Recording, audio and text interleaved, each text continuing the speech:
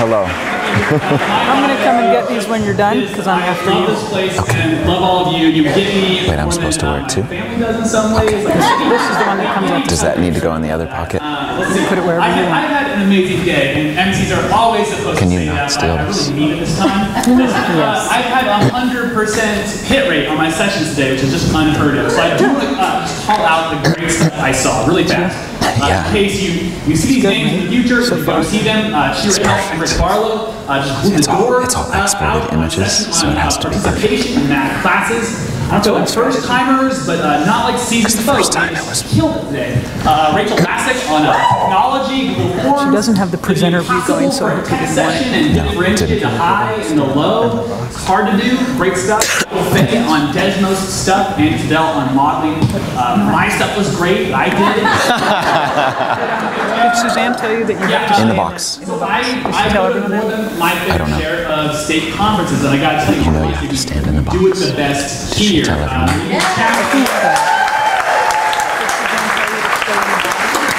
Counting the other California in that too. I just want to tell you a few things that only happen here. Only happen here. South is great. The stuff that happens here are these following anecdotes, okay? Number one, scene is the morning. The sun is just peeking through. This deer crosses my path and sometimes happens. The deer stops and looks at me. I look at the deer. We have this kind of moment, almost spiritual in its own way. And the deer says to me, "Have a good day, Dan." It's going to be amazing. Other stuff that happened, I did this schedule. I went from Asilomar to middle school to Asilomar to middle school to Asilomar. Anybody do that insanity today? Yeah, we deserve some kind of bad or something. I saw 3 strangers at the middle school going to Asilomar, said, "Hey, do you want to ride?" And they said yes. Only in Northern California, folks. At lunchtime, someone pulled out a guitar and was just strumming away out in front here. You know, I tossed $1 in there. Because my mom was hitchhiking. She wanted to go to the beach. On my way to My dad picked her up. session, I tripped over some kelp. You know, And at the end of my session here, someone comes up, as usual, like, "Hi, hello, how are you?" And this person comes up to tell me that his son loved my late father's class, his 6th grade class in chess club as a kid. This right here is the conference that cares. I tell you, only at me. So,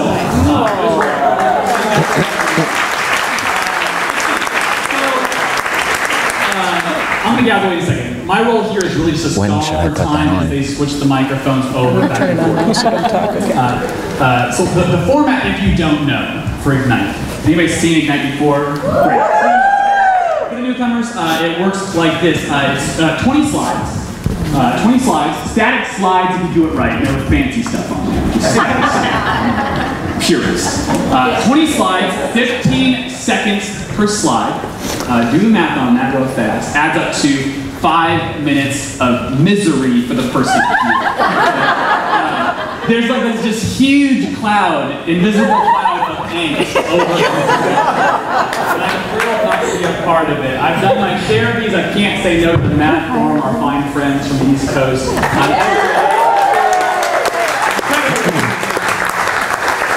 Every sense of the word. Every time I do one, though, I feel like I've lost a year of my life. They're that tough. Yeah, it's like NASCAR in its own way. I mean, if it's done right and correctly, it's a fine time. But if it goes sideways, also, no one's going to complain. You know, if it slides out when you're talking, someone starts to stammer. It's like, come on, come on, come on, it's going to happen. So enjoy that. What I'll be doing is I asked everybody for 2 truths and a lie about themselves. I don't know which is the lie and the truth. Some folks, I hear murmurs. Some folks have decided to do X truths and 3 minus X lies. X is a number between 0 and 3. It's a math joke. Have someone explain to you. I think also, depending on how intimate we get here, you and me, the vibe in the room, I would be very curious what your resolutions are walking away. Again, that opening session I love. Had us all like write down something that we would do going away from here. So I may think about it, what you want to do leaving here. So that said, I'm going to turn this over to, we have our first presenter. Is Michael Fenton. 2 truths and a lie. My son, Tyler, he says, was born on Pi Day at tau in the morning. He once accidentally ordered 4 kilograms of salami from a deli in Santiago, Chile. Michael, not the son Tyler. Sorry. And he has earned all 3 of the black hole badges on the Khan Academy. So, please give it up for Michael. Michael Fenton.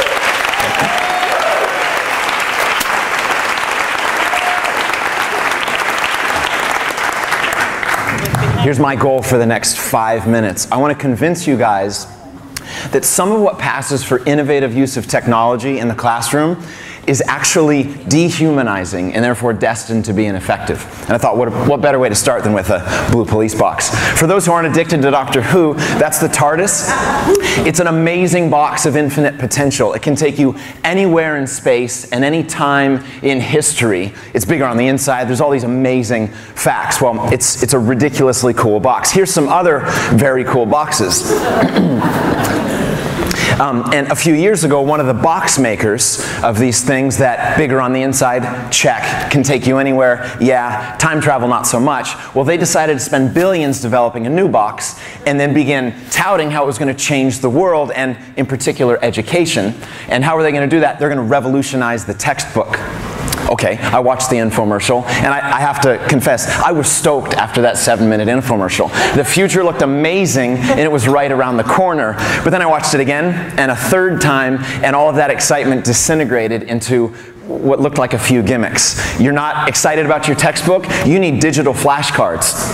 You need sorting activities that students don't actually sort anything. They just tap a button and it all goes like that and it's perfect. So Apple and I part ways as we walk down the woods. I thought we were going to change the world, and they're just selling this idea that teaching is little more than sequencing the right combination of letters and symbols, or in this case, 1s and 0s. It treats kids like consumers, and therefore it's not just something that is neutral, it's actually training them to be that way. So here's what I would like to do. Let me back up, sorry. The slides, it's crazy, 15 seconds. I'm losing my mind. There's one part of the video that still resonates with me. It's this right here, the idea that if you can stimulate curiosity, then you've got the spark for learning. I said amen to that, but what is it that stimulates curiosity? Is it a grid like that, where you've got 900 skills just begging to be mastered? Uncle Sal is on the side to help whenever you need it. And if you weren't inspired the first time, pause, rewind, play it again. That should work. I've seen the future and it terrifies me, or at least one version of it, because it looks like this. You've got headphones and no heart. Everything that makes our students most human is put on pause and set to the side. That's not the revolution I was looking for. Isn't she adorable? There's another one that looks exactly like her. It's amazing. But what I want for my students and my kids and other people's students is I want them to come home from school and I want to say, what inspired you today?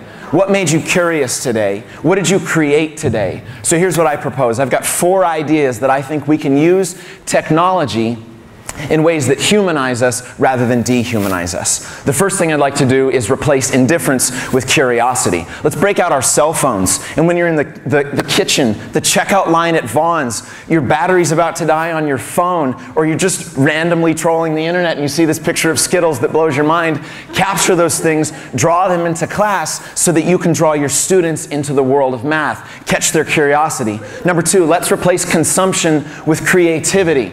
I have never, ever had a student email me and say, I just spent a week binge watching Khan Academy videos and it was amazing. But I did have a student, and I want you to imagine the previous slide right now. I did have a student send me an email and he said, look, I made this boat. And he didn't make it for a badge. He made it because making things is amazing. Let's do more of that. Let's replace competition with collaboration. Competition's cool, but I am less interested in energy points and smartphone clicker quizzes than I am in students using tools like Google Drive to collaborate, revise, give feedback to each other.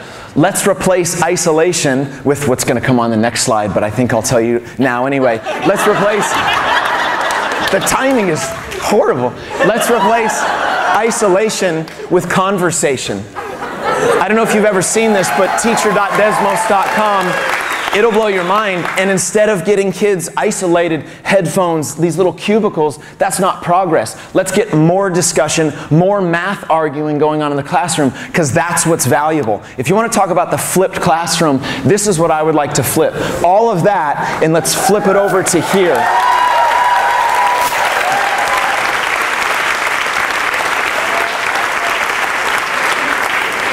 Technology is one tool among many, and it's only as powerful or as useless, or in some dangerous cases, as damaging as we make it. So let's use these tools well.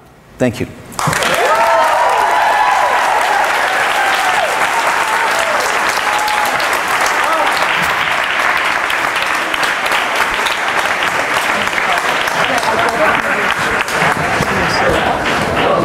Can you help there?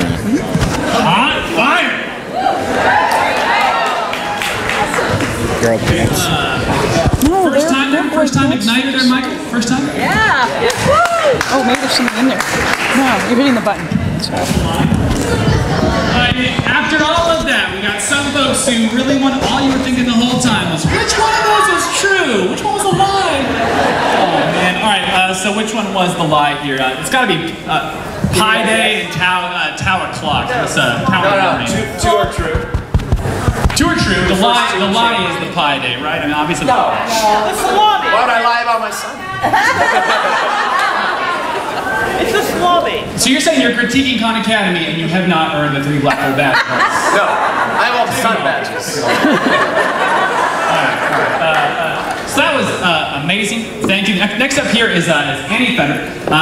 Her 2 truths and a lie are these. She is related to Cole Porter, number 1. She met her husband when she was 15 and married him when she was 35. And she always says exactly what she thinks. I hope that one's true. We'll all profit. Please welcome up Annie.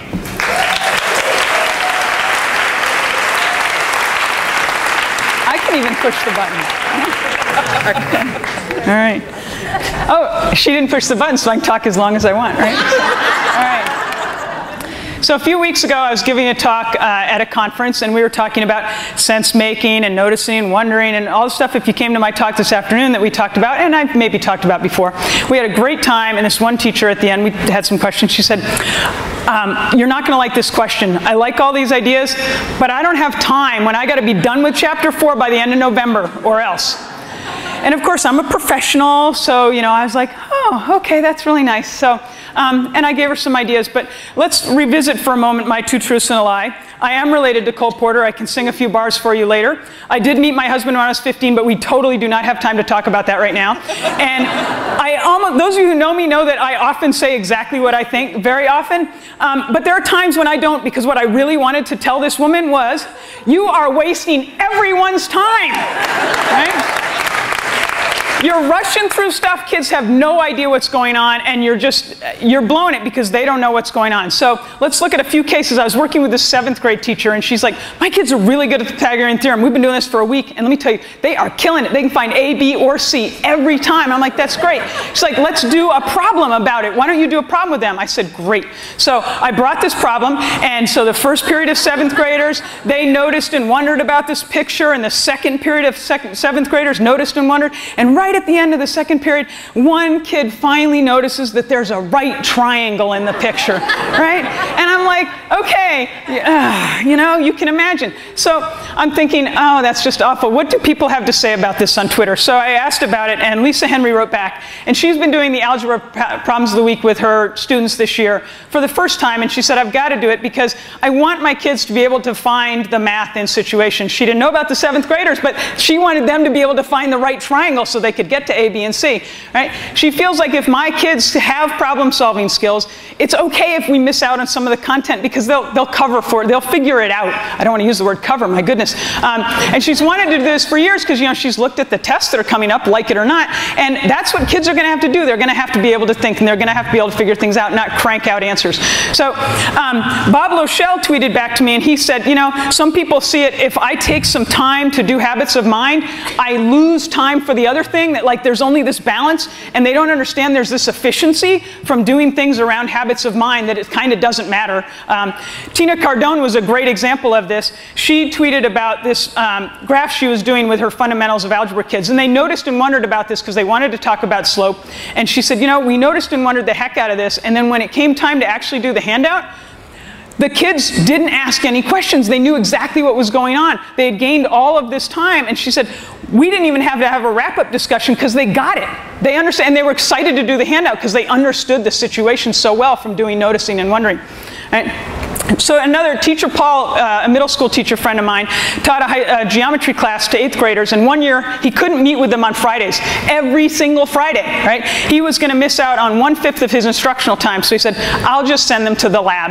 And they went to the lab, and they did, yes, it's an old version of Sketchpad, because this is the 90s, and Jerry in the lab just said, look, I'm just going to do stuff from this book, and she just gave the kids activities from the book. She didn't talk to Paul about what he was doing in class at all. They just did Sketchpad. And what happened was, you get back into geometry class and February rolls around and the kids start saying, Teacher Paul, we know this already. And he's like, no, no, no, you've seen it before. No, no, we know it.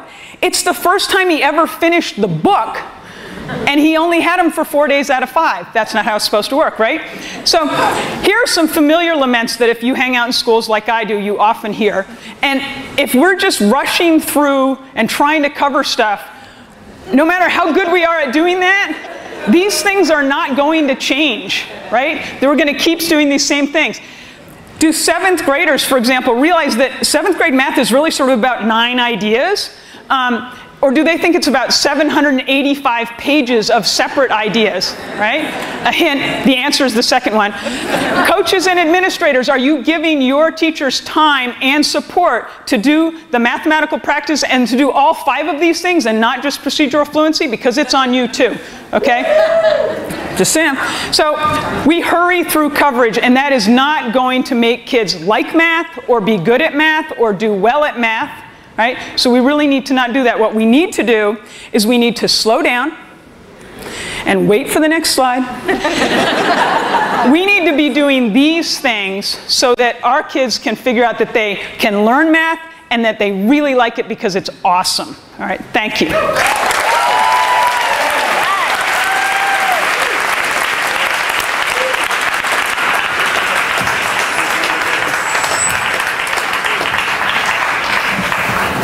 You are wasting everybody's time.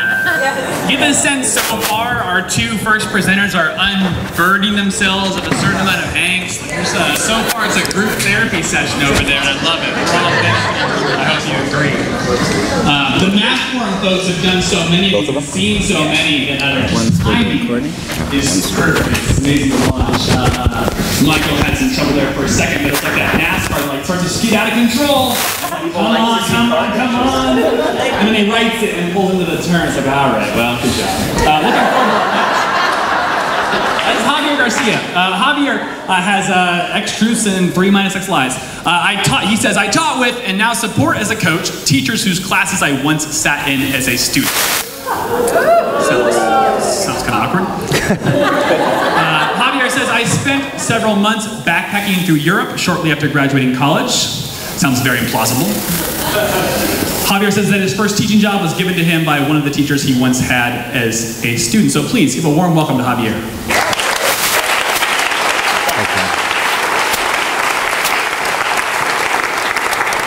All right, so my talk is called The Gate, the Voice, and the Mirror. And so I'm going to tell you a little bit about myself as a student. When I started getting my acceptance letters from universities, my mom confessed to me that she thought maybe I was dreaming a little bit too big, that maybe I was out over my skis a little bit here, and that maybe the system that I was looking to kind of break into wasn't kind of ready for a kid like me. I was a first-generation kid from the Central Valley, and she had experienced biases in her experience coming to the United States.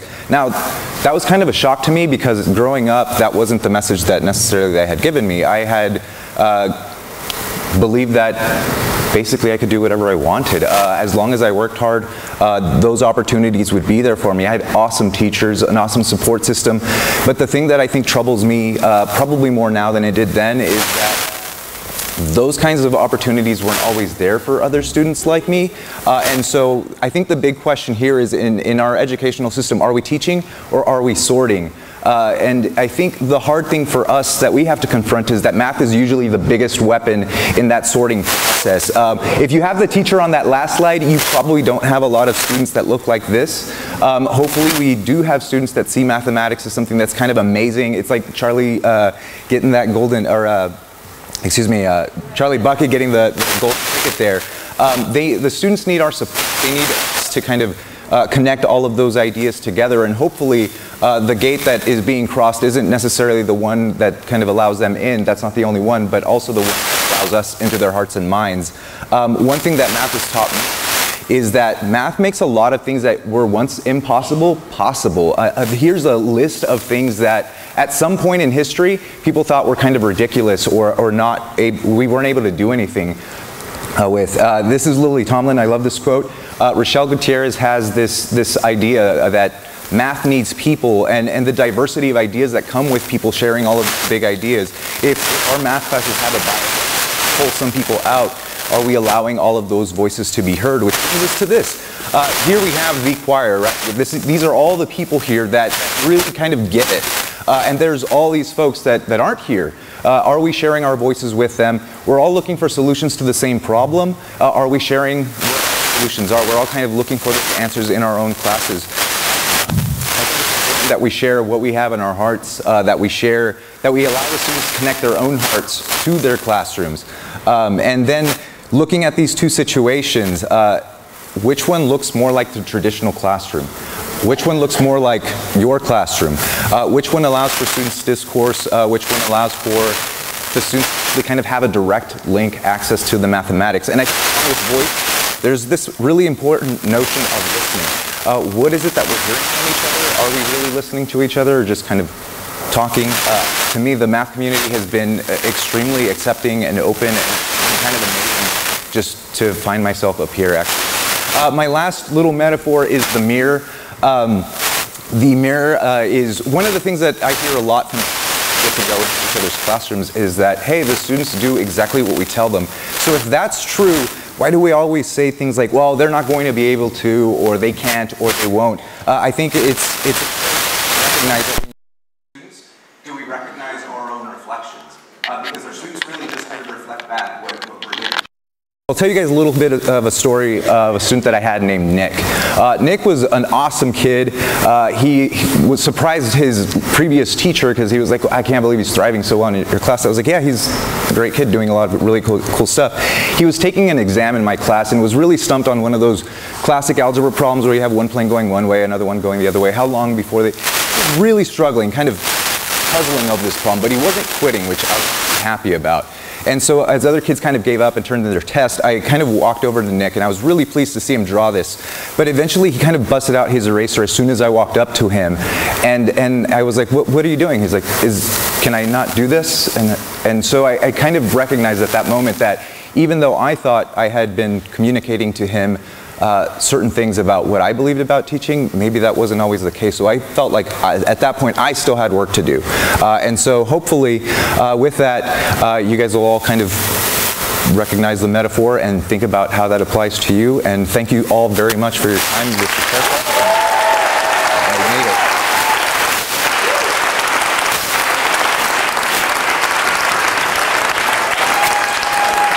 Thank you. My favorite Ignites just rock the imagery up there. Such a great forum. The images. Our first couple presenters turn the lens out there on the folks who are not like us, but I do appreciate that we should talk to each other in critical terms like that. Thanks so much, Javier, who did not tell us which were the truths and lies. Not that. The last one was a lie. It was actually my sister's elementary school teacher that. Who got you your job teaching? Is that right? Okay, I never would have guessed. But just awesome so far. Awesome so far. Yes.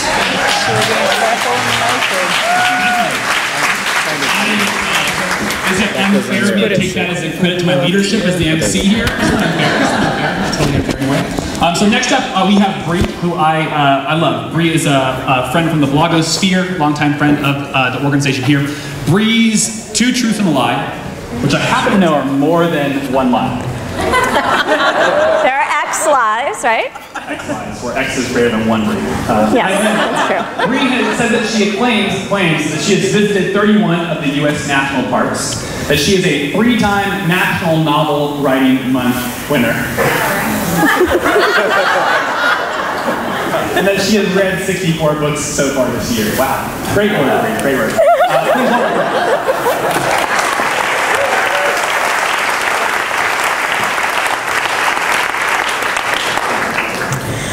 Before I begin, I just want to take the moment to thank the Math Forum for putting on this event, and in particular to Suzanne for inviting me to take a risk and participate, even though I said no the first time she asked me. To start off with, I'd like to tell you a little bit about myself. Some of you know me as a math teacher, as a blogger, as the co-creator of the Twitter hashtag Dan Meyer Facts. But one thing you should also know about me is that I am not a risk taker. I look twice before crossing the street. I drive the speed limit. I slow down for yellow lights most of the time. You know, as one should. But lots of things scare me. I don't particularly like heights. I kind of hate the ocean. And public speaking makes me anxious. In fact, you should probably know that I'm terrified right now. Some of you, though, may have noticed that in the previous slide, the fact that I'm afraid of things doesn't hold me back. I don't let my fear hold me back. Instead, I embrace it. And you know, in kind of an awkward way. But the truth is that not all risks are created equally. While I personally refuse to ride on a roller coaster or parachute out of an airplane, statistically speaking, driving my car down the interstate is much more likely to kill me. We have a fairly good sense of the relative risk of different behaviors. Walking is pretty safe. Riding your bike comes with some moderate risk. Base jumping, you have to be crazy to do that. Now, if there was some way that we could just quantify the riskiness of a behavior, that would be really helpful. We could then put it on our Facebook pages, we could include it in our Match.com profiles. You know, I only go up to level 4 risks. Well, I'm more of a level 7 kind of guy. Then eHarmony would never match those two together. When we say we want our students to take safe risks, we mean things like don't do drugs, practice safer sex, don't drive like an idiot. We mean taking physically safe risks. But this doesn't fully capture what it means to take a risk. This only gives us a measure of physical danger. What about the emotional risks that we take? How can we take those into account? Things like trying out for the volleyball team, performing in the spring play, asking out that cute guy from chemistry class. These are all risks that students take, often without an acknowledgement that they can be very scary. They can feel really unsafe, even though no physical harm will result. Okay, but when students walk through the doors of our math classrooms, they're in a safe space, right? There aren't a lot of opportunities for them to take risks. They're not asking each other out to prom or practicing their monologue when they're supposed to be learning how to factor and differentiate trig functions. Well, some of that's probably happening, but there are still plenty of other opportunities for students to take risks. Think about what students avoid doing. Does Sam hesitate to raise his hand? Does Genevieve refuse to put a problem up on the smartboard/whiteboard/document camera? We can infer that perhaps what's going on in those students' minds is that they are afraid of making a mistake. They're afraid of looking stupid or of feeling stupid. No one likes to feel stupid after all. But cognitive and neuroscience tell us that making mistakes actually helps us to learn. We understand things better if we've had to struggle to lay it down in our neural pathways. So we arrive at a conundrum. Students don't want to make mistakes, and we want them to make mistakes, or at the least we want them to learn from the mistakes that they've made. The takeaway from all of this is that we have to make our classrooms safe spaces for students to take risks, to make mistakes. We need to normalize mistake making. Things like math mistakes, test recycles, the mistake game, my favorite no. breaking the math. There are so many things that amazing teachers out there are doing to create safe spaces in their classrooms for students to take risks and to make mistakes. Now, I don't want you to forget to model your own mistake making. Will your students believe you when you say it's okay to make mistakes if every time you make one, you say you were just checking to make sure they were paying attention?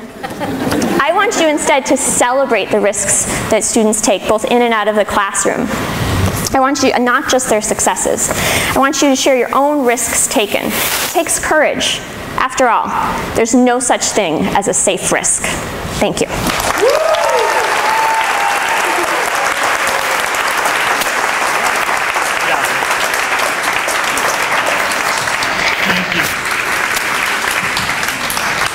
Love that Bree highlights here at one point one of our satellite communities, Unofficial, the Math Twitter blogosphere.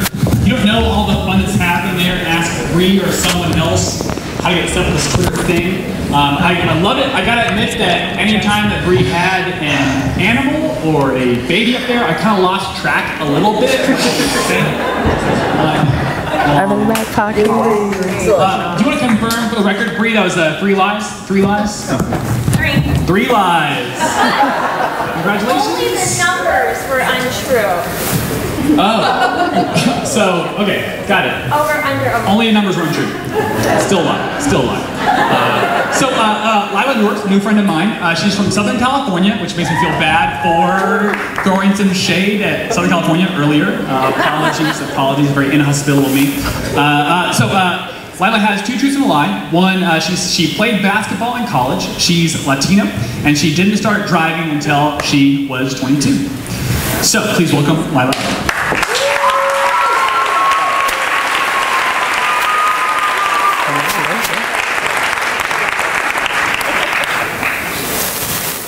So tonight I want to talk to you about the comedic beauty of mathematics, or more specifically, the things that we learn through laughter. I will admit that I'm a die-hard cat fanatic, so I took as many opportunities as possible to incorporate cats in here, so please stick with me. It all started when I was in the middle of my master's program, and I was student teaching at a high school.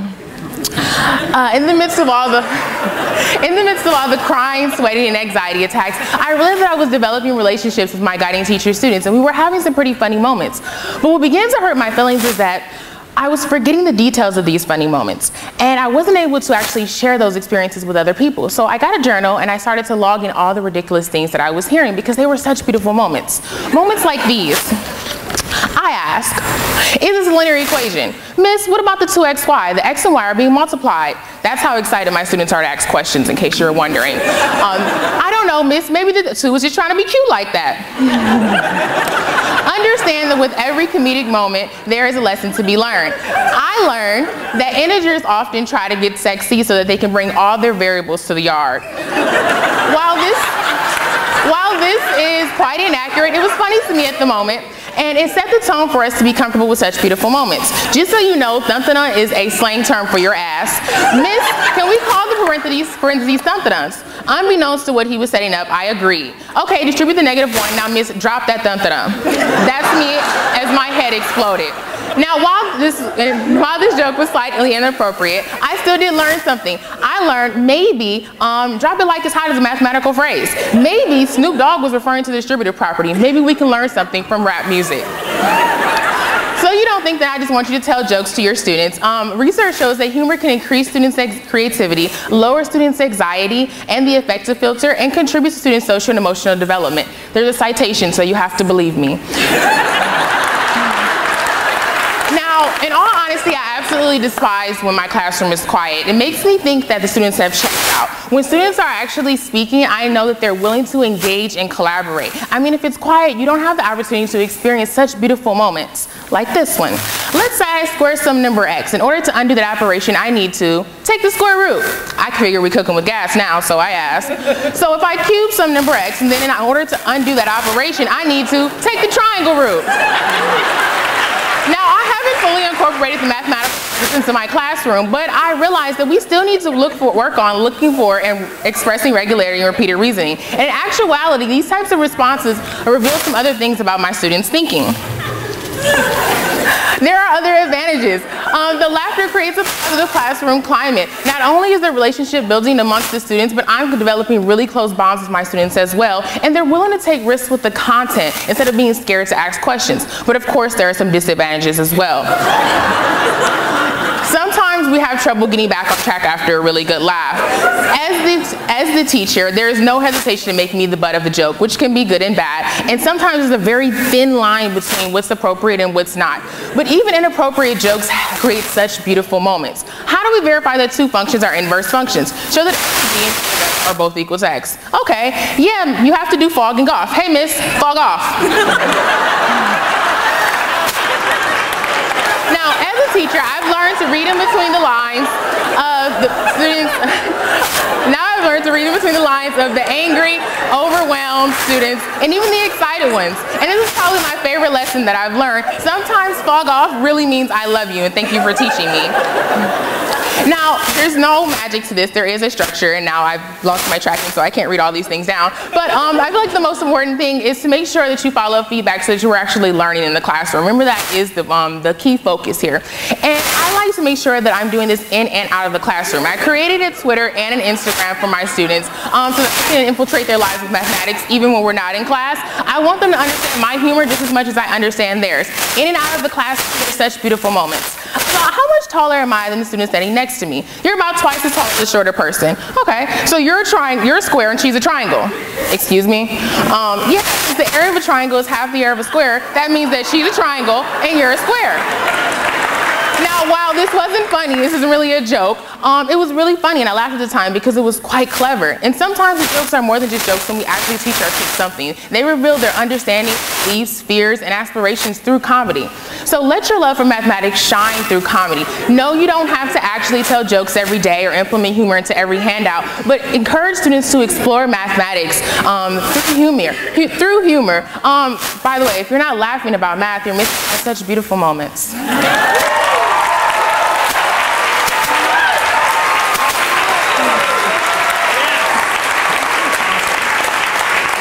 Oh, no, that's not.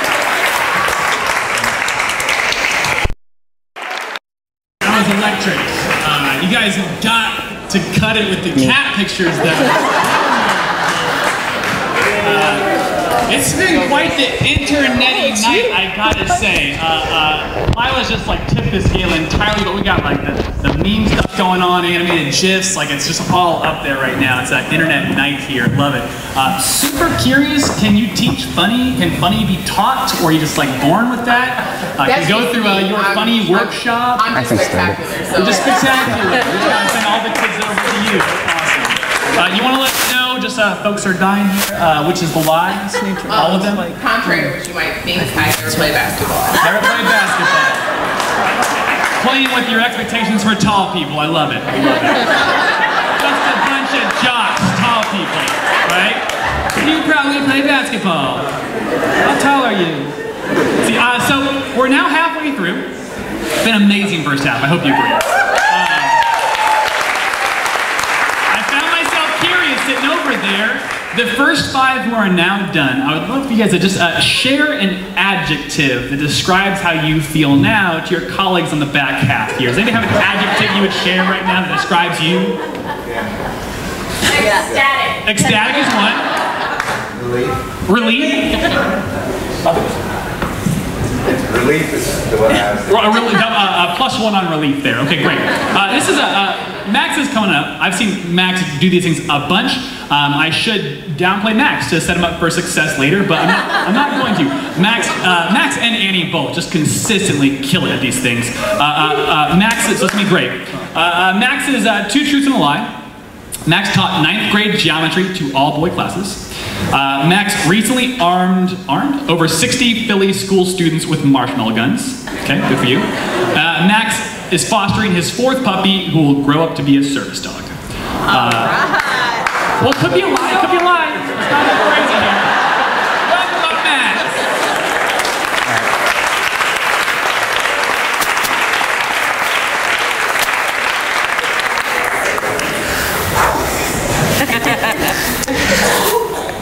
This past couple of months have made me need to talk to you guys about math teachers and how we can be the key to ending racism.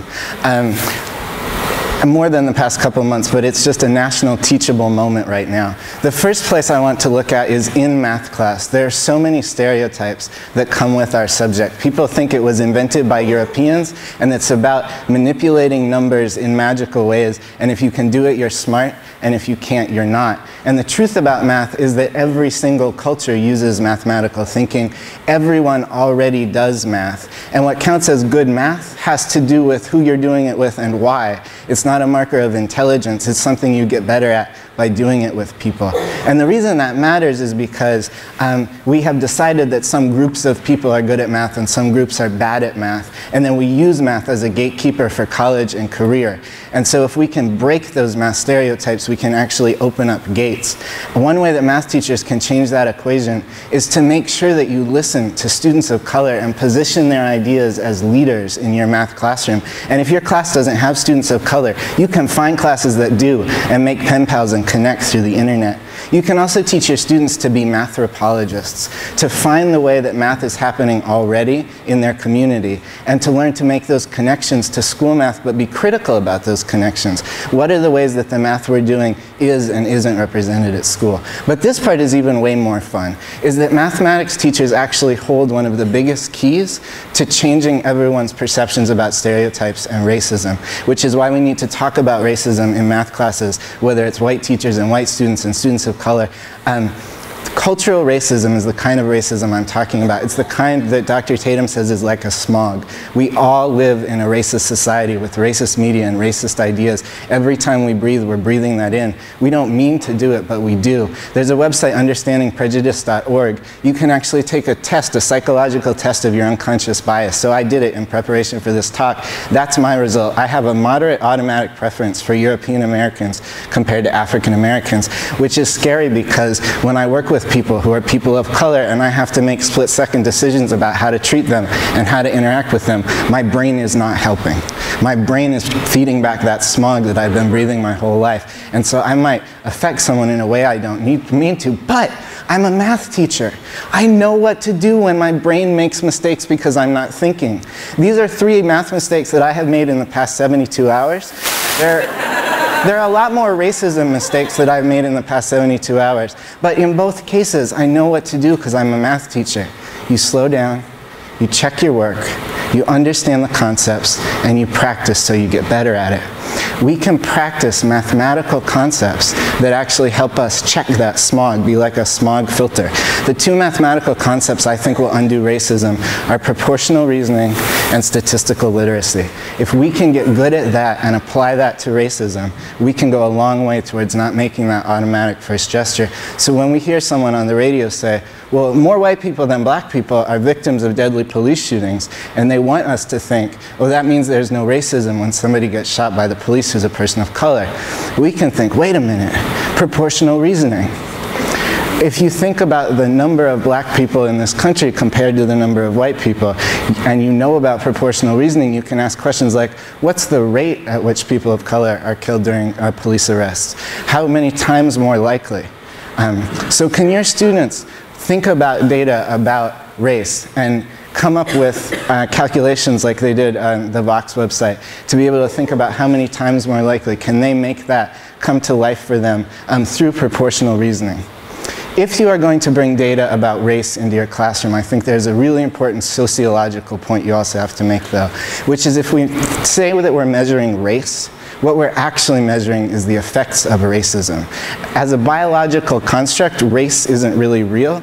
So what you're measuring when you look at how people of color and white people compare is how racism has affected people. So if you hear that racial groups score lower on the SATs, what you're learning about is that racism, through things like stereotype threat, has affected folks. So train students to ask, does this anecdote represent actual data? Is this outcome disproportionate? Could this outcome be due to racism? And you're building them a mathematical smog filter that can help them stop their automatic judgments and stereotypes. The death of Mike Brown is not redeemable, but through bringing it into the classroom, we might be able to restore a little bit of our humanity together. Thank you.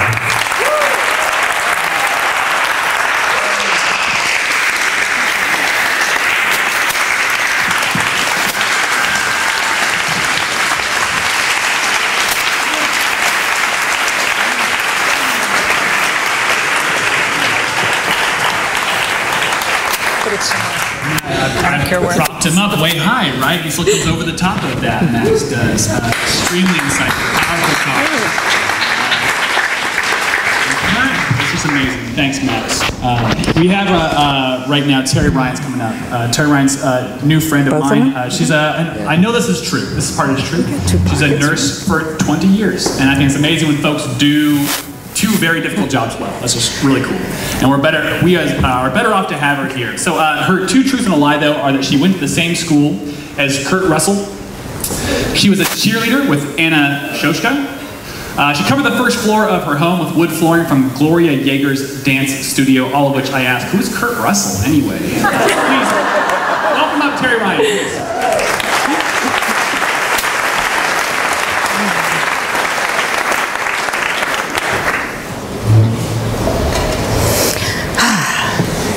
I work in the Napa Valley, and this is what most people think of when you say Napa Valley. I taught high school there for 10 years, and just this year I changed my job. And I now work with these kids, the elementary kids. I work with their teachers, I work in their classrooms, and I love these kids. I didn't think I would at first. I was a little nervous about working with these kids, but they are amazing. A few things I've noticed about the differences, every one of these is true, by the way. No lies here. The last one bothers me because in elementary classes, those kids have no problem coming up with questions. What do you notice? They notice everything. And you sometimes have to reel them back in because they're so excited about it. High school kids, not so much. Just get on with it and tell us what we need to know so we don't have to think about this or spend any time worrying about this. Elementary kids are also full of questions. You give them something to play with and immediately they're wondering what they can do with it, how they can change it, how they can make it better, what'll happen if and they're off and running. High school kids, not so much. In fact, if you can even get them to breathe every once in a while so you know they're still with you, it's amazing. I notice there's a lot of excitement at the elementary level, but I also notice there's a lot of inequities that start showing up at that elementary level too, and that worries me. Because I think that's what we see happening in our high schools. I think a lot of the quietness is due to those inequities that start at the elementary level. And I don't know what to do about that. I'm doing a lot of wondering about that. I want to know how we change our normal looking high school classrooms to what goes on in elementary classrooms when kids are learning there. I want to see our high school kids do what our elementary kids do. I believe that high school kids want to learn. I believe that learning also is not just coming out of a book or doing what the teacher tells us. And I think that a lot of our teaching practices stifle that. I know that's a fact because the Math Twitter blogosphere has taught me that. They have taught me that we can do amazing lessons. They have taught me that we can do different things in the classroom and that we can get different results from kids. We do have a lot of work to do though. This child poverty slide really hit me. In our realm of the world, child poverty comes from absentee parents. And that one I think hurts the most. These common goals for all students, we need to know where our kids are at and what they need to move on. We also need to know what's going on at home. While some kids do have help, other kids have parents doing their homework or parents who couldn't even begin to help them with their homework. And how do we make that level? I would like to see all our kids excited about learning, and I believe it can happen. I would like to see all our kids believe in themselves, and I believe that can happen. I know that high school kids love to explore. I've seen it in my classrooms. You hand them a tool and you tell them they have the freedom to use it, and they do. It takes time, it takes energy, and it takes a lot of work on our part. I see a lot of this in the elementary classes. You know, you throw some blocks out, they just do something with them and they learn stuff. They love to answer questions. They love to be put on the spot, and they're not afraid. I want to see that same thing in our high schools. I want to see our older kids not be afraid. I want to see them take an object and play with it and learn something about it and dance. In the Napa Valley, this is where we're at, and it breaks my heart. We've got a lot of work to do. Thank you for listening.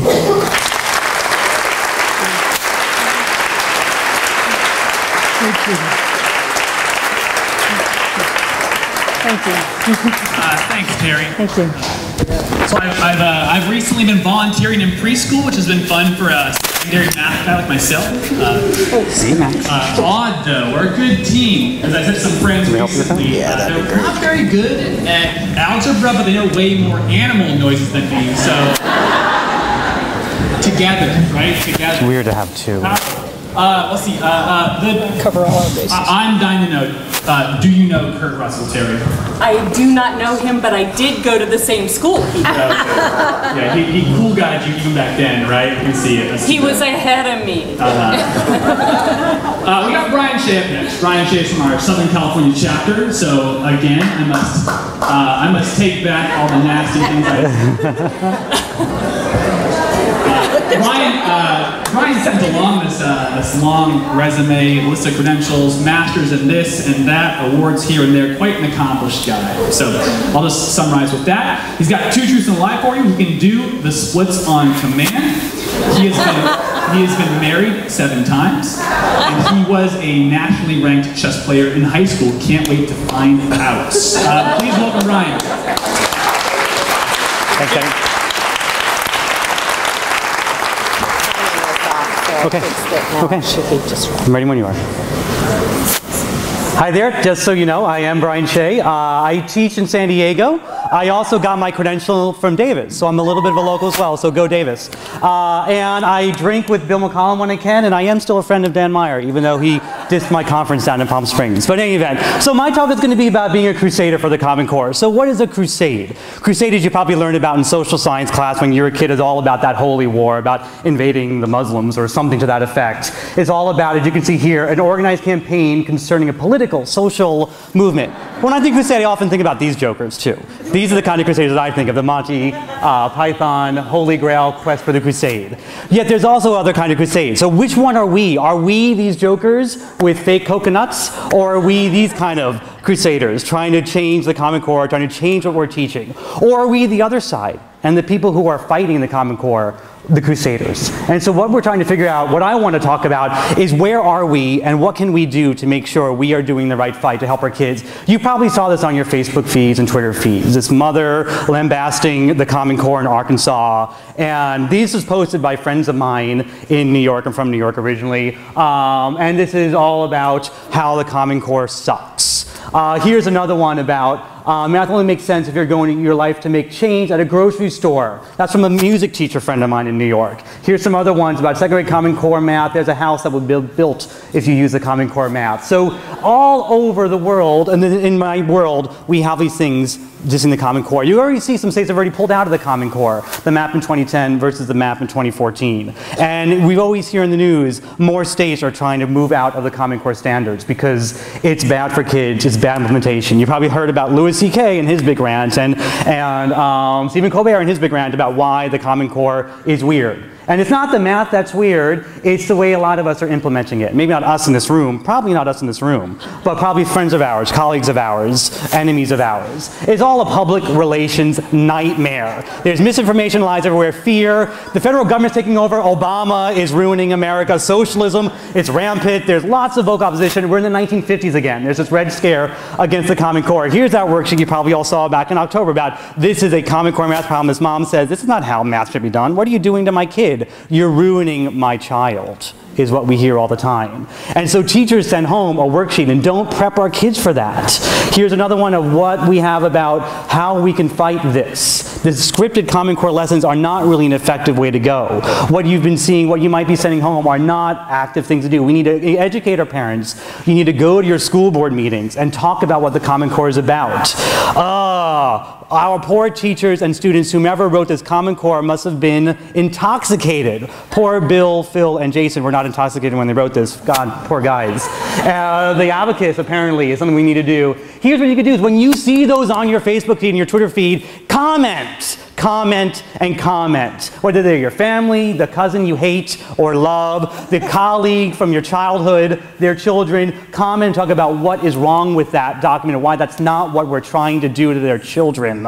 And tell them that this is what it's really all about. It's about sense making and reasoning and thinking and strategy. That worksheet is a crappy worksheet, but that's not because of the Common Core. It's because your teacher got something crappy to work with and doesn't know how to deal with this world we're now in. And stay informed. Pay attention to those news feeds. I get every day a Common Core news feed, and some it's all about this legislative company is trying to get rid of something, or a new state trying to pass something, or a new district trying to change what they're doing. Learn what these talking points are so you can fight them. I had a school board meeting that I presented at, and there were lots of angry parents there, and I had to go toe-to-toe against these parents about why the Common Core is good. Some of them are grounded in truth and frustration. You know, there's a lot of frustrating things there. Some of them are just wacky lies. CommonCoreFacts.com has no facts about the Common Core on it. Check it out and you'll be really surprised about what you'll see there. It's all about what is not going on. It's the Tea Party rhetoric about Common Core is cuacc.org. California's united against the Common Core. They liken the Common Core to Nazi and socialism and Germany in World War II. That's what we're trying to do here, is we're trying to change and indoctrinate our children, and it's through the world of mathematics and algebra, yes. So we're on this revolution to save our kids. We need to fight these wackos, these politicians, these administrators, some of whom you or your colleagues have elected. We need to fight them. We need to join this revolution and change what's going on in our community about the Common Core. So again, please keep fighting. Dispel those rumors. Comment on your Facebook feed, your Twitter feed. Go to your community, have parent events, and demand high quality stuff. Get rid of those crappy worksheets and put together some good things. And so, thank you.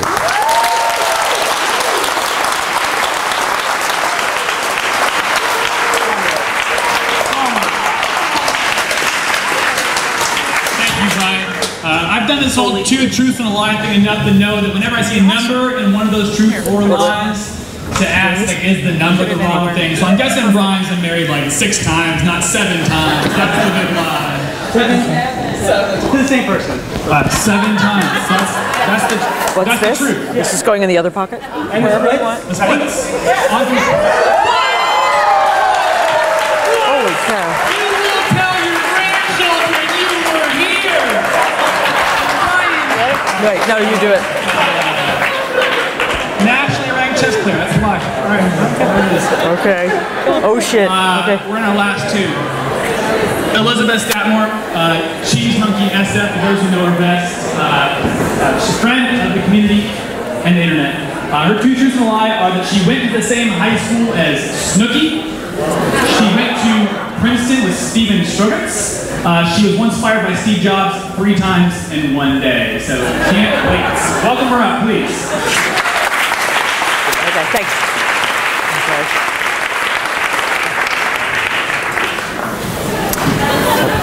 Once upon a time, there was a small consortium of math wizards who ruled over the teaching of math in a glorious faraway land. When the Grand Wizard died, he left his flock of 17 unicorns to his 3 most trusted vice wizards. But he left these with very specific instructions about how they were to be divided up. To the first vice wizard, he left 1/2 of these unicorns. To the second vice wizard, he left 1/3 of his unicorns. And to the third vice wizard, he left 1/9 of his unicorns. So being extremely well trained in collaborative problem solving, the three vice wizards were not too tossed away. They strapped on their problem solving hats, they did a little think, pair, share, they made a diagram in the middle of their table, but very quickly things devolved into a rather tense negotiation. Things became ugly really, really quickly. So when they came to the end of all that they knew, they could only agree on one thing, and that was that they were going to need to travel into the forest to consult with the healer who lived in a hut in the deepest, darkest part of the woods. It took them a whole day's journey to get there, but when they arrived, they explained their situation to the healer, they showed her their diagram, they explained all the different strategies that they had tried, and they basically asked for help. And when they were done, the healer said, well, I'm going to need some time to think about your situation here. I'm going to think about it overnight, and I'll give you my answer in the morning. So the three little vice wizards slept rather fitfully that night, and in the morning they returned to the healer's hut. She told them, you know, I've given your problem a lot of thought, and to be honest, I'm not sure if I can help you. The only thing I could think of was, well, if you want, you can have my unicorn. All of a sudden, everything worked. The first vice wizard took her share. Half of 18 is 9.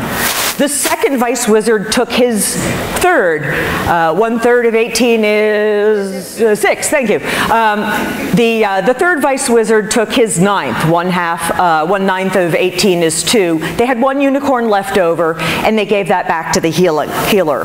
What I like about this story is that I think it gives us some perspective on how our students' entanglements with a fixed mindset interfere with their ability to have a present moment awareness of their own mathematical experiences.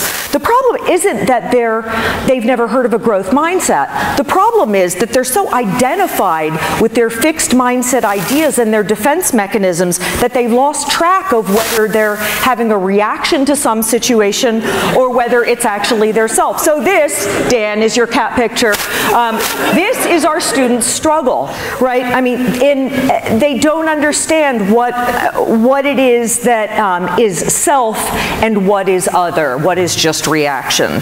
So, okay. So one key to dealing with this growth, with helping them toward a growth mindset, is to scaffold some disidentification practices that can help them to notice, because noticing what's going on and how you're identified with what's going on can really slow them down and shift the energy.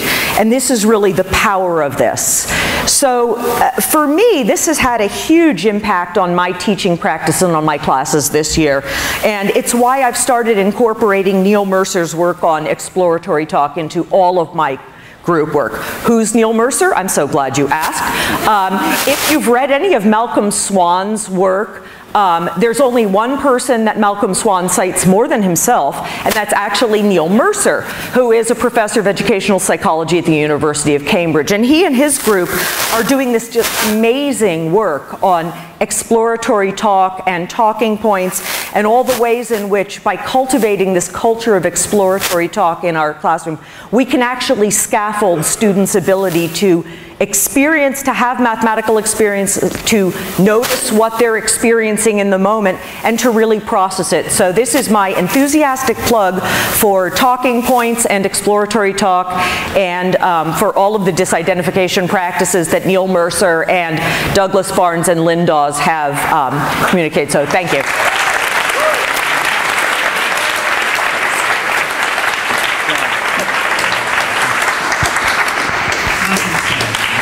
Really have enjoyed your writing the last year, 6 months, not long, about talking moves.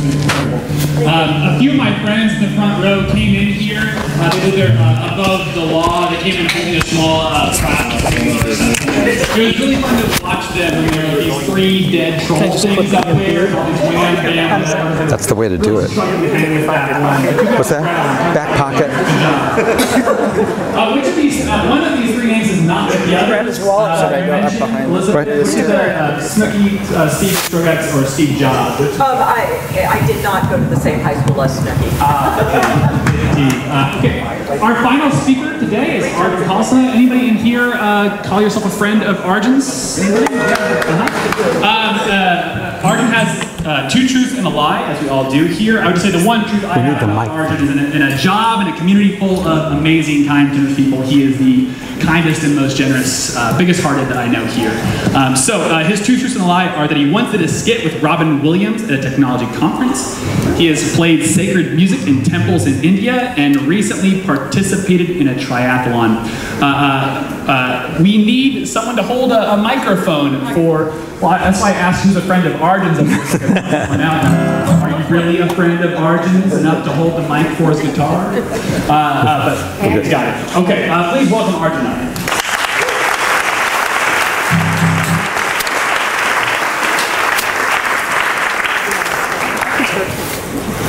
Tell me when you're ready. Are you ready? I'm ready. Winter is around the corner, bringing with it mathematically predictable moods. The temperature measurably decreases. The proportion of daylight to darkness declines. We get emotional. At this time of year, millions lift their voices in song to raise their spirits. We're going to look at the math in music and moods, in major and minor modes, bringing in some blues and gospel in the process. We're going to rock this barn, and we're going to start with a fun song that we all know. Let's sing along. It goes like this. Sleigh bells ring, are you listening? In the lane, snow's a glistening, a beautiful sight. We're happy tonight, walking in a winter wonderland. Now the math. This is in C major. It's a happy sound. When I pluck a string on the guitar, the string vibrates and the molecules around the string vibrate as well, and they bump their way to your ear. And if they bump 262 times per second, or it's 262 hertz, you call that middle C. And that's where the happiness begins. When I play the scale, the major scale, the frequencies increase in a fractional proportional way. 9/8, 5/4, all the way to an octave. 2 times the frequency, twice the pitch, we call it an octave. Now the first, third, fifth, and eighth notes, they give us a major chord. And it has the exact molecular pattern you see on the screen. Creates a happy sound. Some sounds are minor. They're more severe, like this hit rock tune about California in winter from the 60s. We got to do call and response. We got to nail it. You ready? All the leaves are brown, and the sky is gray. I went for a walk on a winter's day. I'd be safe and warmer if I were in LA. What happened? We went from major to minor, such a huge shift, but mathematically a tiny shift. Only one of the 4 tones changes from 5/4 to 6/5. The interval between the 1 and the 3 is a little bit different in the minor. Wow, the mood shifts. We're going to take a look here at the molecular pattern of this minor chord. The only difference between minor and majors, between the gray dots and the green dots, is just a tiny shift, but a huge mood change. Fascinating. We're going to look at photographs and chord charts, which are kind of like fraction bars, of a minor chord and a major chord, with the all-important blue, third tone, in red. Then there's blues. It goes between the two. Minor, major, minor, major, minor, major, minor, major.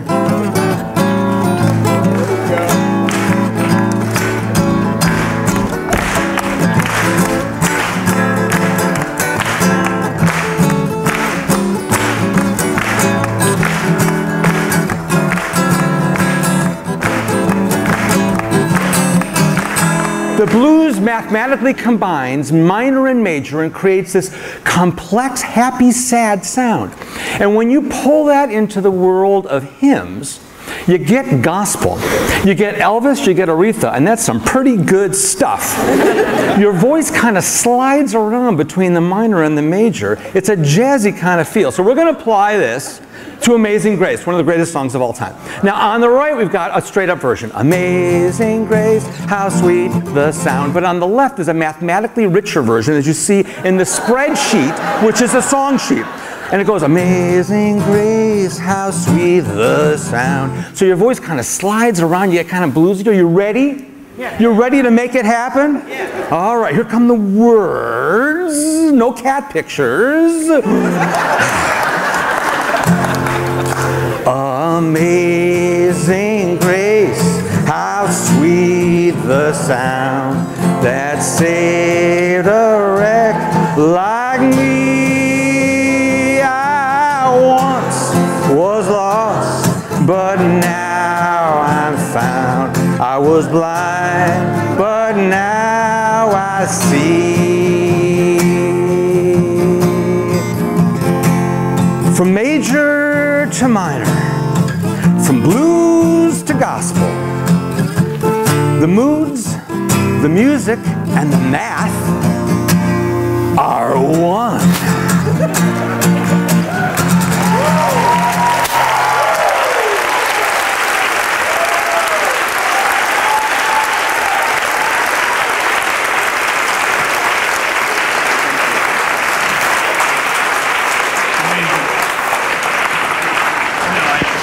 Understood a fraction of that, but I love how it sounded all the way through.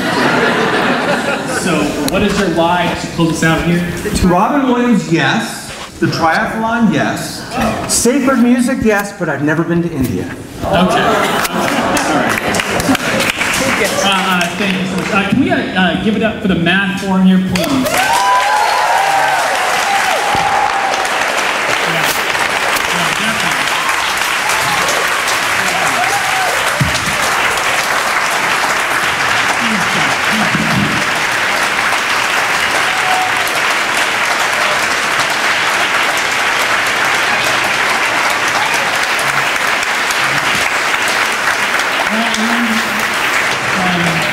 Curriculum, this sort of thing. They do all the sessions, love it. And their work is only partway done here. They're going to edit all these together, throw them on YouTube, at which point I expect you guys to send these around to colleagues who are not here, and you know how much they missed. Can we please express our appreciation for these presenters here?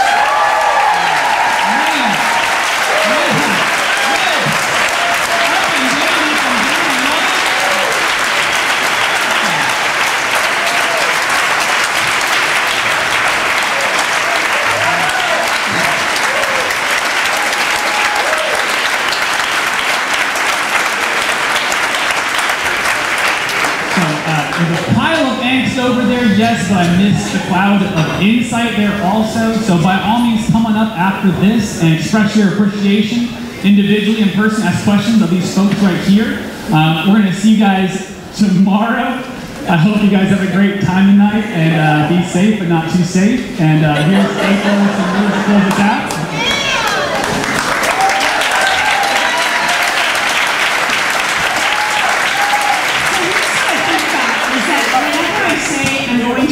Conference, and I happen to say that a lot. My friends look at me and they go, "What are you doing at math conference? This is what we do!" Oh my gosh, they just don't have any idea. So we still, I think, is there food in the back? Yes. Yeah? And the bartender is still here? We got beer and wine still? Stay and have a good time. Tomorrow we have Joe Bowler.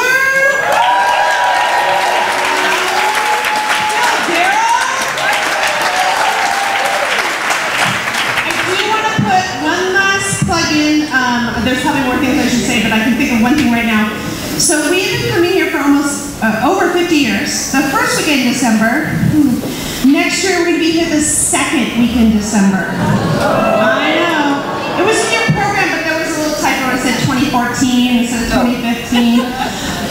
But we're going to be working really hard to get the word out. We hope you'll still come because it's going to be amazing again. And we really want you here to celebrate with us and to learn lots of great math stuff and do